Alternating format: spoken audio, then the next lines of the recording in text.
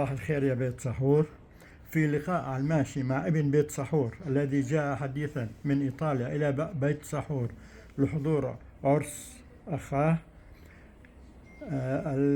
الدكتور خالد أنطوني الشوملي. نتعرف عليه عن قرب. تفضل دكتور.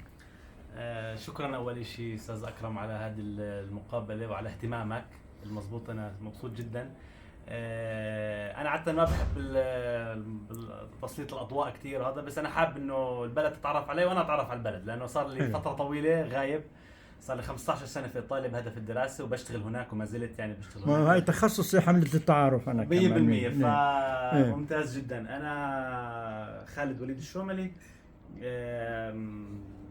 حاصل على درجة الدكتوراه بالاقتصاد من جامعة بيروجا الإيطالية. حاليا بشتغل كمحاضر وباحث جامعي في جامعة البندقية. أقيم في مدينة قريب على البندقية اسمها بادوفا من 3-4 سنين. وغير العمل الأكاديمي والبحثي، نشيط على مستوى محلي اجتماعيا وسياسيا. حلو. وايضا انا موسيقي برضه كمان. مرات بخاف احكي عن حالي موسيقي، في ناس اشطر مني بكثير، بس انا يعني موسيقى علي آلة تعزف يعني البيانو بألف برضه موسيقى كمان. حلو. دائما خجلان احكي عن حالي، لكن انا هناك بسوي يعني كونسرتات وبعرف عن الثقافة الفلسطينية عن طريق الموسيقى وعن طريق البيانو. أنا طبعا خريج معهد إدوارد سعيد هون. والله. طبعا أنا فضل كبير على أساتذة المعهد، تاريخ طويل مع المعهد. فخور إن أنا تعلمت في معهد إدوارد سعيد. وهذا هو يعني. كم سنة أنت في إيطاليا؟ 15 سنة. أنا تركت البلد عمري 18 سنة بال 2011. حلو. طيب شو أفضل نشاط لك عملته في إيطاليا، يعني في لخدمة القضية مثلا؟ سؤال حلو. طبعا غير النشاطات الفردية وكوني باحث وأستاذ جامعي لما بيعرفوا أن أنا فلسطيني، هذا بالنسبة لي كثير شيء مهم. لكن قبل أسبوع صار حدث كثير مهم وبعتبره الأهم يعني. حلو. فزت بانتخابات المجلس التمثيلي للمواطنين الأجانب في بلدية بادوفا. بلدية عريقة وكبيرة يعني. ف يعني الناس تعرفني وكنت نشيط الى اخره، فصوتوا لي وقدرت انه ادخل في هذا المجلس كاول فلسطيني بدخل في هذا المجلس التمثيلي. دور مهم، مجلس معروف جدا، له دور اساسي.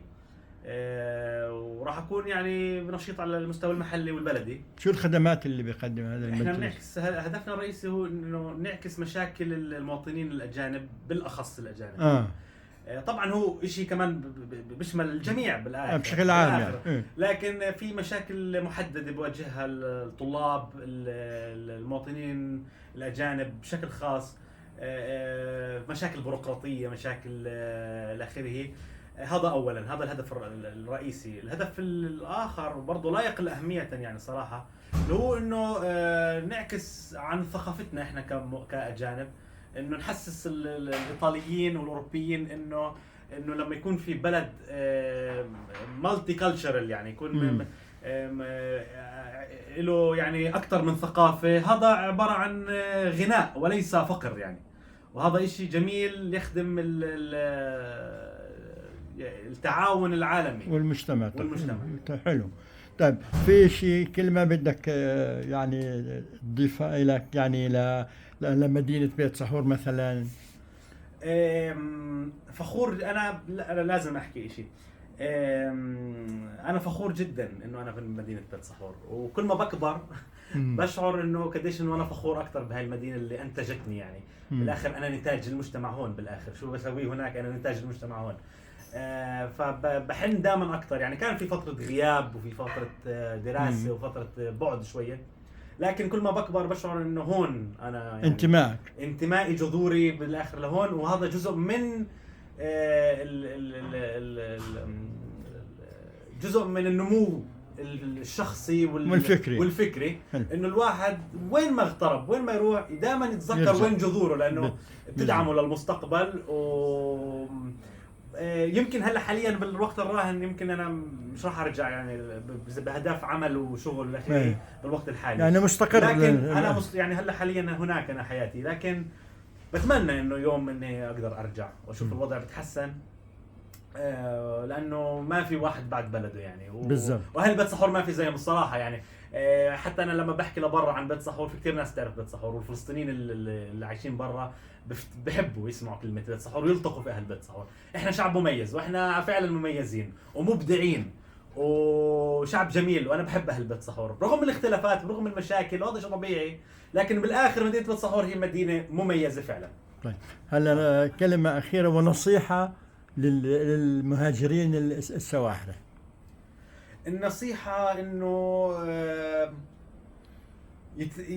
يعني ما يقطعوا، طبعا ما يقطعوا البلد، ما يقطعوا رجوعهم أيوة. ودعمهم للبلد، ودائما يحملوا بداخلهم الهوية السحرية والهوية الفلسطينية وين ما يروحوا. النصيحة للشباب بالذات الشباب انه يركزوا على العلم تاعهم والشهادة تاعتهم. مش شرط يكون شهادة جامعية، بس انه يبدأوا في تخصصهم شو ما يكون التخصص، جامعة او غير جامعية، يبدأوا في تخصصهم، يحاولوا يلاقوا طريقة انه يبدعوا فيها وانه ما يستسلموا للتحديات الموجودة، خاصة في الخارج. يعني في تحديات هلا اليوم ضد المهاجرين وضد الأجانب وضد هذا الاشي لازم يكون حافز لهم انهم يتقدموا، مش يكون عامل يعيق التقدم تاعهم. فيكونوا دائما قويين ويتأكدوا انه الصعاب هي وسيلة للنمو والنجاح وليس العكس. وعلينا التحدي الصعب. احنا بنحب التحدي، نعم حلو. احنا بنحب التحدي. تمام. طيب أنا بشكرك في هذا اللقاء الممتع، وأهلا وسهلا بك، وإن شاء الله نلاقي لك عروس في هالبلد، ويعطيك العافية. هذه اختصرها، هذه كلمة من لا نعطي هذا